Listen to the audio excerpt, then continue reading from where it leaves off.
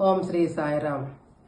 వక్రతుండ మహాకాయ కోటి సూర్య సమప్రభ నిర్విఘ్నం కురు మే దేవా సర్వకార్యేషు సర్వదా.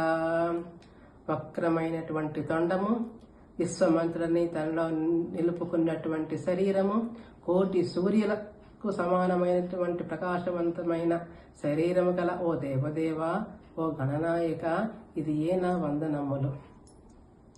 జగద్గురువు అఖిలాండ కోటి బ్రహ్మాండ నాయకుడైన భగవాన్ శ్రీ సత్యసాయి బాబా వారి శ్రీచరణాలు నమస్కరిస్తూ అందరికీ సాయిరాం.